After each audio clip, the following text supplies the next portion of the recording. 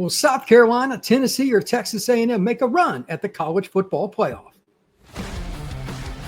Locked On presents The Portal, the daily podcast covering college football recruiting and everything NIL.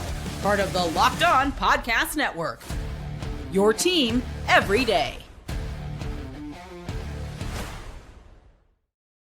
Welcome back into the Portal Podcast. I am Brian Smith, longtime recruiting analyst. Thank you for making the Portal Podcast your first listen each and every day here on the Locked On Podcast Network. Going to be breaking down college football teams as we finally get close enough to really say the college football season is here, previewing teams that I think can not only make a run in their conferences, but a possible run to the playoff. I want to start off with three SEC teams today and break them down in terms of which one might be able to be the surprise team in the SEC and maybe even make a run into the playoff. 9-3 is like the bottom end you could use to get in the playoff, but probably 10-2. It'll be difficult for any of these teams, but every season there are one or two teams that can do it, and these are name brands now that everybody knows. Will they get over the top? We're going to be talking about Tennessee, South Carolina, and Texas A&M. Let's start off with the Volunteers, as they have a new quarterback in what was a crazy offseason with Nico Iamaleava leaving Tennessee, going to UCLA. And then UCLA's quarterback, Joey Aguilar, who had just transferred from Appalachian State, he leaves UCLA and heads over to eastern part of the state of Tennessee in Knoxville to be a Vol. He missed spring, and that's a problem. He had 14 picks last year. That's the problem I'm more concerned about with him, but he is a veteran. He's played multiple years, and he knows what it's like to be under center and lead a college football team. Josh Heupel's a very good coach. They had an elite defense last year. They were the best team in the country based on the metrics against the run. And this is a football team with a lot of great players coming back. But overall, all eyes are on Joey Aguilar. If that quarterback position isn't dynamic, that's one thing. But you really need him to be dynamic with the way Heupel runs that offense. It's a horizontal stretch. They run a lot of vertical routes to the far edges of the field, really pushing the edges literally for the safeties to get over the top. If the corner doesn't run with them far enough, you've got a chance to hit a lot of big plays. So if he's not dynamic, it will be more difficult. They do have another running back. This Tennessee just churns out running backs in this scheme. Again, they spread you horizontally, and they've got a really talented offensive line. We'll talk a little bit about the run game overall. But if you look at Tennessee and all the athletic players that they have, Aguilar is the first guy you're going to talk about. He can run. He can go get you a 20-yard run. He can go get you a 15-yard scramble. I don't think he's not the second coming of some kind of athlete that's going to get 150 yards rushing in a game per se, but they've got enough talent there to make it really happen when they need it to. The guy that's important, though, is Deshaun Bishop. He averaged 6.1 yards per carry last year. He's a little over 200 pounds. He can run between the tackles. He can be consistent. He had pretty good yards per carry after contact last season, and 6.1 yards per carry, if you're a Southeastern Conference running back, is nothing to sneeze at. If those two players rise to the level I think they can, their FanDuel total is 8.5. They can be over.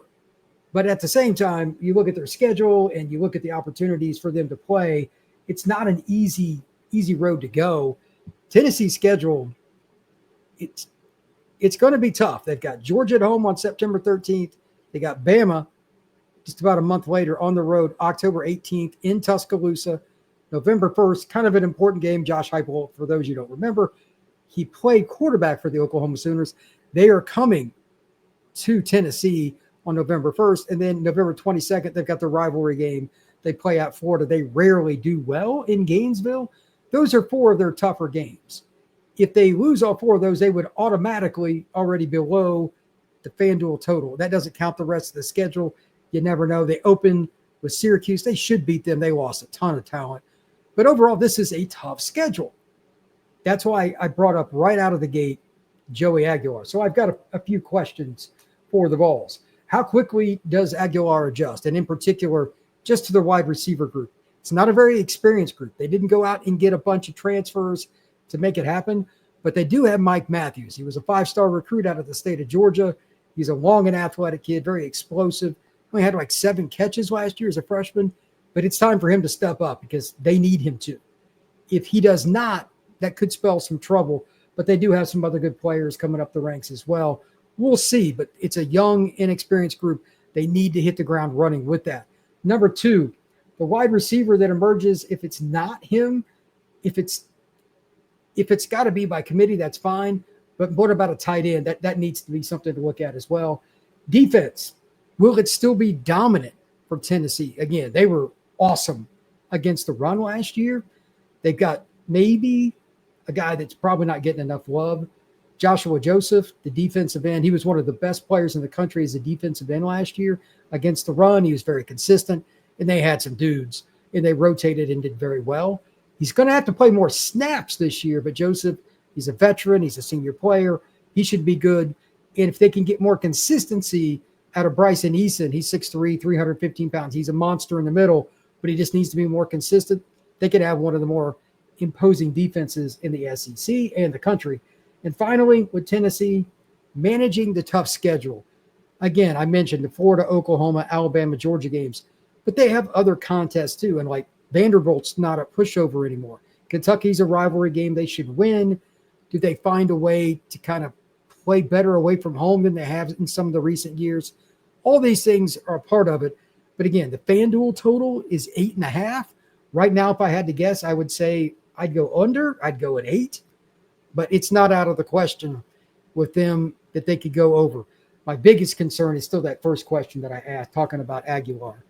Does he live up to the ability to be a veteran quarterback that can adjust and all that without being involved in spring practice? For those who don't remember, Nico left at the very end of Tennessee spring. So you didn't have Aguilar on campus. And then on top of that, you've got the young receivers. So that's a really big question mark for me. It's not easy to overcome those things. And Tennessee's a program that's proud and they're used to winning big, but that's not an easy road to go. If they get the offense to the point where they can consistently score over 30 points a game, I could see them going over the 8.5. If this just an SEC play, they need to average 27, 28 points a game minimum, because Georgia, Bama, those are really hard games. If you're lucky enough not to have a team like Diego Pavia, just for an example, at the end of the season, you play Vanderbilt, he could have a big game against you. He has moxie to him.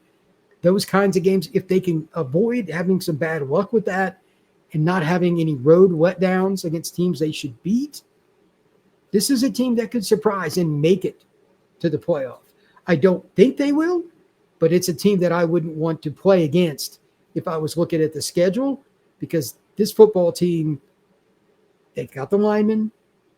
It is a veteran quarterback, and they've got skilled talent. They're just not congruent yet. We don't know. And then they had a 5-star offensive tackle.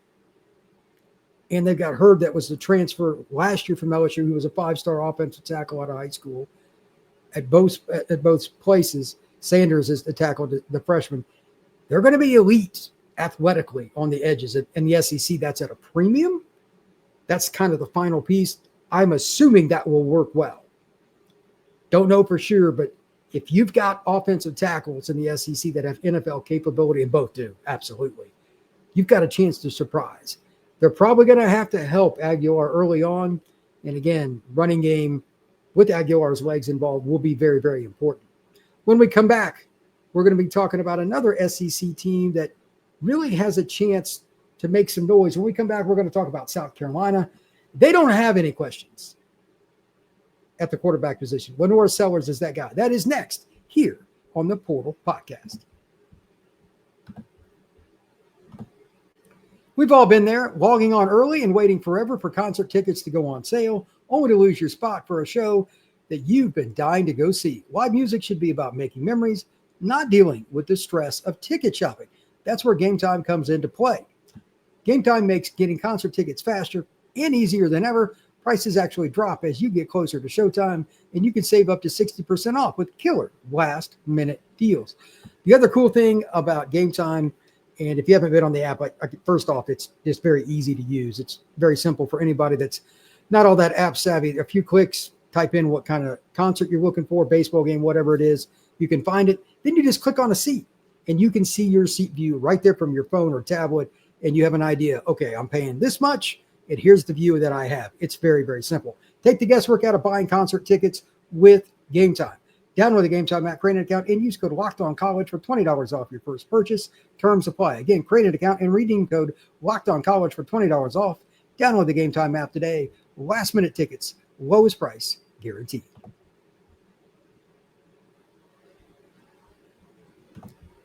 All right. Thank you once again for making the Portal Podcast your first listen each and every day here on the Locked On Podcast Network. Truly appreciate you stopping in. We're doing the team previews, and this one right here is a really fun one. It's South Carolina. I love talking about teams that have quarterbacks with an abundance of upside. And there isn't much more that you can say about Sellers. 6'3", 240 pounds, something like that, and very dynamic with the football in his hands, inside the pocket or outside. Can he take that next step forward? Throwing from the pocket. That was probably his biggest question mark. We're going to talk about that a little bit. But the plays that are down the field, not the screens, not the quick slants, not the throw to the flat to the tight end or the running back. Can he sit in the pocket where athleticism is not nearly as important? Every now and then sliding around, but making a move here or there to throw is fine. But can he sit in the pocket, keep his eyes down the field, and make post-snap reads over and over and over again? The athleticism is the bonus if you're really an elite quarterback. It cannot be the primary. And that's why teams are really curious to see this kid, and they're hoping that he doesn't take that step because the athleticism is tremendous. Sellers could be your starting running back. He could be your starting tight end. He could be a receiver. He's a really rare athlete. And the arm is there too. The other part that I have to ask, who takes that step at wide receiver? We've got a couple of guys, Mazio Bennett. Nicholas Harbor is as freaky an athlete as there is in college football. He's 6'4", 200 some pounds, and he's sub 10.3 in the 100 meters. He was that way out of high school. Now the question is he a guy that is going to be able to take that next step as a wide receiver, running routes, getting timing, understanding, again, post-snap reads, to be on the same page? Because if he is, South Carolina's projection really changes. They play a crazy schedule, and they're in the Southeastern Conference. But if they're going to take that step, it's very important. They lose a couple of their key pass rushers. They're a team that is really good last year, coming off one of the better pass rushing, just rushing four in the country. They're going to lose some of those guys. And that is why the offense has to take another step up in the passing attack. Sellers must be able to throw the ball down the field, middle of the field, all over, and do so consistently. If he does, again, maybe it's Harbor, maybe it's Bennett, maybe it's somebody else. If they can do that, they're going to run the ball. Beamer is a good football coach. His father was an elite football coach. It's in his DNA. Now, can they go out and do it consistently? That is the question. They're the hunted now, too, after last season. They were on the cusp of the playoff. They almost made it. They are now the hunted. That's something else they have to adjust to. And that's a good thing. You want to be in that boat. But can South Carolina take that step? That is an extra question to really ask. The pass rush last year, again, they lost a couple of key guys. But they still have Dylan Stewart. He's only going to be a sophomore. He's 6'5", 6'4", something like that, 230, 240 pounds. Really, really athletic. His length, his speed, his ability to change direction, all incredible. The question I have with him, now that there aren't quite as many, at least that's the expectation, pass rushers up front, will he receive enough attention getting chipped, getting double teamed, getting schemed against, that he's mitigated a little bit, and then other players around him aren't quite ready to take that next step in true pass rushing situations, or even 1st and 10 against a power run, Georgia, somebody like that can really get after you. If he is unable to get off his 6.5, he had 6.5 sacks last year, get off that mark and get it up to 8, 9, 10, it's probably not going to be a good sign. They need to win at least 9 games, probably 10, to get to the playoff. And their FanDuel over-under total is pretty interesting. Again, they were 1 game away, maybe a couple plays away, really, from making the college football playoff. The Gamecocks last year, they really were close, but their schedule's daunting. They got Clemson at the end of the year, obviously. 7.5 wins is the over-under. I would go over. I would go 8, but it's not an easy schedule. And for the record, I just need to see it with the run defense and the pass rush. Is it going to be able to insert new players and make it happen? And is the run game going to be able to supplement Lenore Sellers whenever he's throwing from the pocket or on the run? I think he'll be dynamic when he's in RPO or just doing bootlegs and waggles and stuff outside the pocket. He's pretty dynamic. If they can do those things, they've got to find a way for the final piece. Can they win the close games? Those really close games. Like, just as an example, they got to play a game at Texas A&M, a team that I'm going to talk about here in a second, later on in the season. That's a tough place to play. But if you really have a big-time quarterback and you have a team that wants to make the playoff, that's the kind of game you have to win. Little things, not having the turnovers is one thing. No false starts in the key moments right before you're about to kick the game-winning field goal. Not putting yourself in a bad spot for your punter to be backed up against the end line. You're already at your 10-yard line. You get a false start, and now you're 5. He's literally up against the edge of the goal line. You don't want those kinds of situations.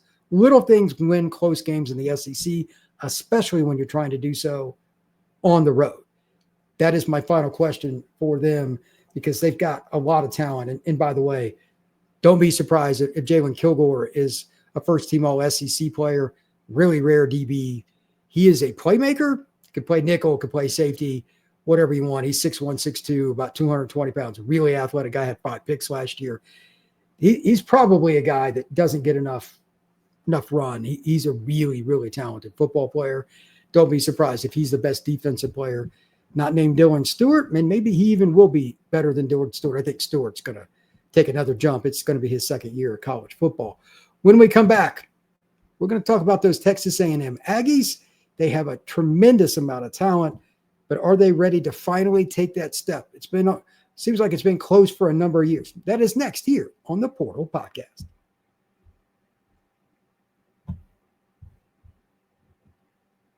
The Texas A&M Aggies. Marcel Reed is now the guy behind center. Mike Elko is turning the keys over to him, it looks like, full time. Is he ready to be a pocket passer and be a guy that can make that clutch throw, even against tight coverage? That is the overall question I have, and I'll be bringing it up several times in the next 5 to 10 minutes.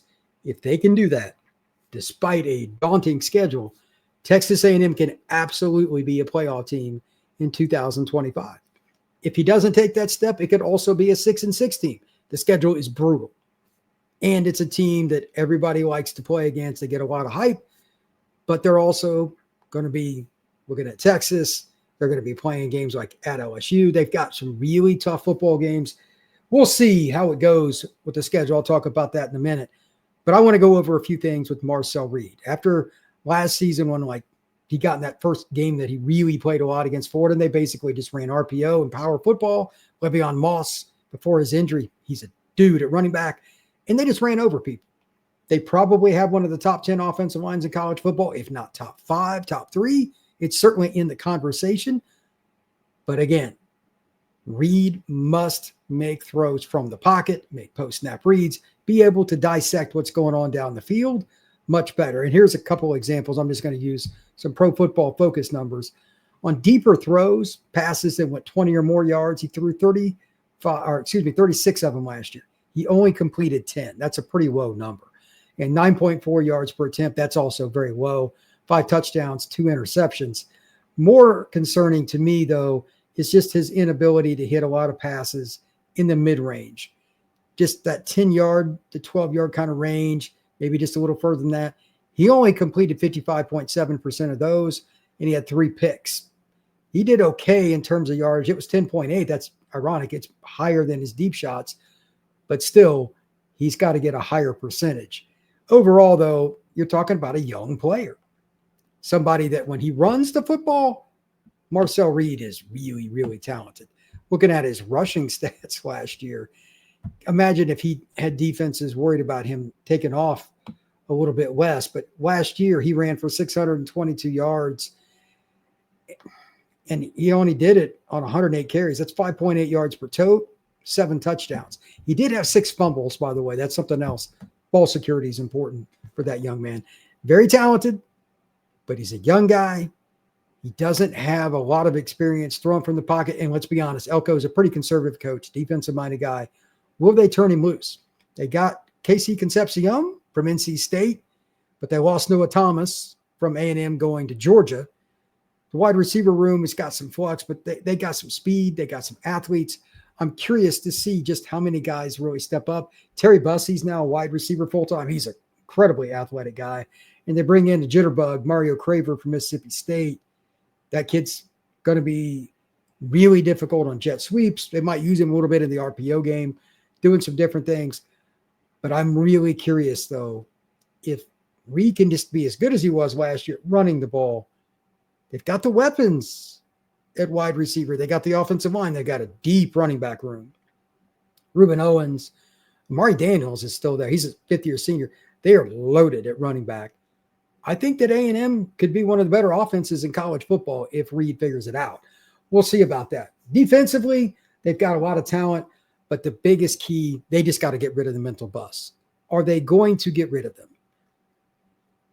In a moment of just sheer bliss, Elko asked this end of the season, how come we can't play zone, like at a press conference? And I'm like, wow, like just open-endedly, like he was just bewildered. I respect the honesty, but he didn't make it any more clear than he did at that point. Like, if we can't play zone, like, what are we doing? We're in the Southeastern Conference. That's how I took it. That's the other thing. They can't give up those wow plays out of the blue where a guy's just wide open, because their defense overall last year was very solid. They held Texas to 17 points, 20 points, something like that. Held Notre Dame to 23. Those are two teams that made it to the Final Four. They're really good up front. And I know they lost some guys, but they still have some really talented players on defense too. So Cassius Howell, that's a really good player. He's a kid that's going to be in his third year. He's ready. DJ Hicks, Albert Regis on the interior, they're good. TJ Searcy comes over from Ford. I'm not sure how good he's going to be or what he's ready. They're not quite as deep as what they were the year before, but they're still good. And then in the secondary, they got a ton of talent. Got like Des Ricks.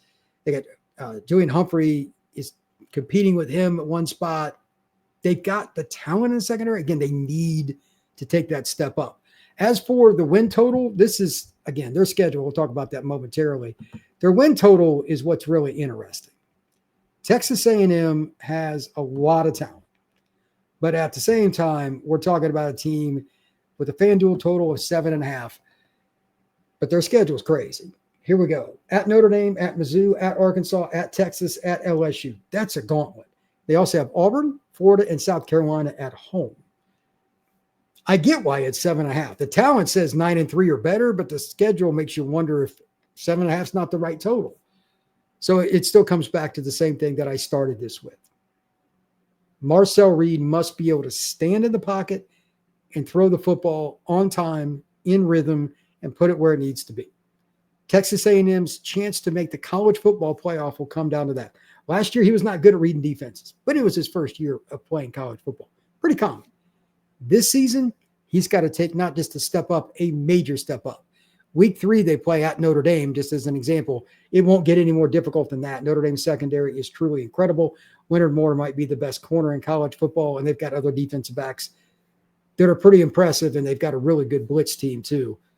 He will have to use his legs to extend plays and make some throws on the run more than in the pocket in that game, but he's still going to have to make a few there. And if he does, if they could somehow win at Notre Dame, it would change the trajectory, not just of A&M this season, but possibly for future seasons as well. Side note, in 2017, Elko was the defense coordinator at Notre Dame. It was brief, but that's where he was before he went to A&M. Thank you once again for making the Portal Podcast your first listen each and every day here on the Locked On Podcast Network. Please hit that like, subscribe, share this podcast, comment down below. And if you're on Apple, please set it up so you get automatic downloads to get all the latest information here on the Portal Podcast. Going to be breaking down a lot more teams and talking a lot more football here on the Portal Podcast. We will see you again soon.